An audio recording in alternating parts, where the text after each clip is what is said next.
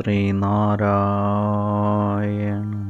പരമഗുരവേ നമഃ. സുപ്രഭാതം. 1101 ദിവസമായ ഇന്ന് 2024 മെയ് മാസം 20 തിങ്കളാഴ്ച, 1199 ആണ്ട് ഇടവമാസം 6 ഗുരുവചനങ്ങളിലൂടെ. വാദത്തിനു വേണ്ടി വാദിക്കരുത്, സംശയനിവൃത്തിക്കും തത്വപ്രകാശനത്തിനും വേണ്ടി വാദിക്കാം. ശ്രീനാരായണ ഗുരുദേവൻ. ശ്രീ മങ്ങാട് ബാലചന്ദ്രൻ തയ്യാറാക്കിയ ശ്രീനാരായണ ഗുരുവിൻ്റെ 366 മഹത്തായ ചിന്തകൾ എന്ന പുസ്തകത്തിൽ വൃഥാവാദം അരുത് എന്ന് വിവരിക്കുന്ന ഭാഗമാണ് ഇന്ന് അവതരിപ്പിക്കുന്നത്. വാദത്തിനു വേണ്ടി വാദിക്കരുത്, സംശയനിവൃത്തിക്കും തത്വപ്രകാശനത്തിനും വേണ്ടി വാദിക്കാം. ഗുരുദേവൻ്റെ ഗൃഹസ്ഥ ശിഷ്യന്മാരിൽ പ്രമുഖനായിരുന്ന CV കുഞ്ഞുരാമൻ നൽകിയ ഉപദേശം.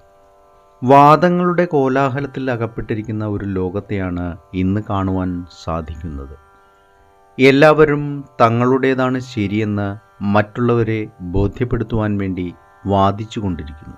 യഥാർത്ഥ ശരിയെ മറച്ചു നിൽക്കുന്ന ആവരണങ്ങളെ കണ്ടിട്ട് അതാണ് ശരിയെന്ന് ധരിച്ച് വാദിക്കുന്നവരും അനേകമുണ്ട്.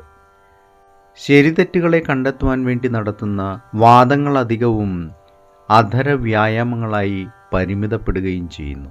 വാദത്തിനു വേണ്ടിയുള്ള വാദം സമ്മർദ്ദങ്ങളുണ്ടാക്കിയും ക്ഷോഭകാരണമായി മാറിയും മനോബലത്തെ ദുർബലമാക്കി തീർക്കുവാനും ഇടയുള്ളതാണ്.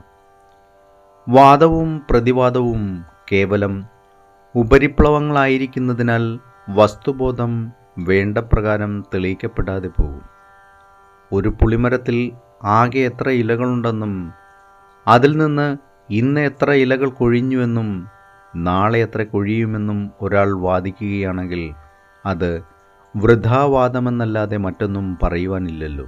അതിനാൽ സംശയ ദൂരീകരണത്തിനായും തത്വ അവതരണത്തിനായും വേണ്ടി വാദിക്കുന്ന ശീലത്തെ വളർത്തുകയാണ് ഉത്തമം. അത് അറിവിൻ്റെ വളർച്ചയ്ക്കും വ്യാപനത്തിനും സഹായമായിരിക്കുകയും ചെയ്യും. ഏവർക്കും നന്മ നിറഞ്ഞ ഒരു സുദിനം ആശംസിച്ചുകൊണ്ട് നിർത്തുന്നു. നന്ദി, നമസ്കാരം. ഗുരുധർമ്മം ജയിക്കട്ടെ. ശബ്ദം നൽകിയത് സുജീഷ് മഹേശ്വരി.